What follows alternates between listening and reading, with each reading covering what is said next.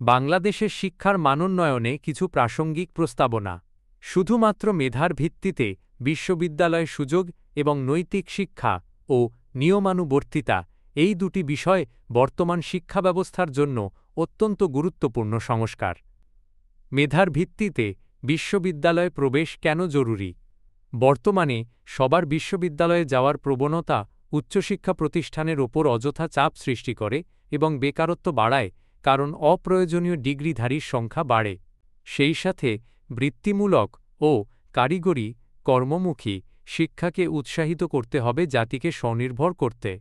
শুধুমাত্র মেধার ভিত্তিতে সুযোগ দিলে তারা চিহ্ন শিক্ষার মান বাড়বে, প্রকৃত মেধাবীরা সুযোগ পেলে গবেষণার পরিবেশ উন্নত হবে। তারা চিহ্ন সম্পদের সঠিক ব্যবহার হবে, বিশ্ববিদ্যালয়ের সীমিত সম্পদ, ল্যাব, শিক্ষক কার্যকরভাবে ব্যবহৃত হবে। তারা চিহ্ন কর্মসংস্থান ও শিক্ষায় সঙ্গতি আসবে।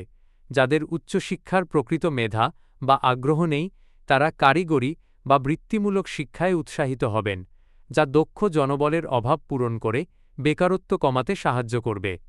নৈতিক শিক্ষা ও নিয়মানুবর্তিতা সুনাগরিক তৈরির ভিত্তি। শিক্ষার লক্ষ্য শুধু জ্ঞান অর্জন নয়, পূর্ণাঙ্গ মানুষ তৈরি করা। বর্তমান সমাজে মূল্যবোধের অবক্ষয় মোকাবিলায় নৈতিক শিক্ষা ও নিয়মানুবর্তিতা প্রতিটি স্তরে অন্তর্ভুক্ত করা উচিত। এর মাধ্যমে তারা চিহ্ন সুনাগরিক তৈরি হবে, সততা, সহানুভূতি, দায়িত্ববোধের মতো গুণাবলী বিকশিত হবে। তারা চিহ্ন সঠিক সিদ্ধান্ত নিতে পারবে, শিক্ষার্থীরা ব্যক্তিগত ও পেশাগত জীবনে নীতিবদ্ধ থাকতে শিখবে। তারা চিহ্ন সামাজিক শৃঙ্খলা আসবে, শিক্ষার্থীরা নিয়মকানুন ও শৃঙ্খলার প্রতি শ্রদ্ধাশীল হবে, যা সামাজিক বিশৃঙ্খলা কমাবে।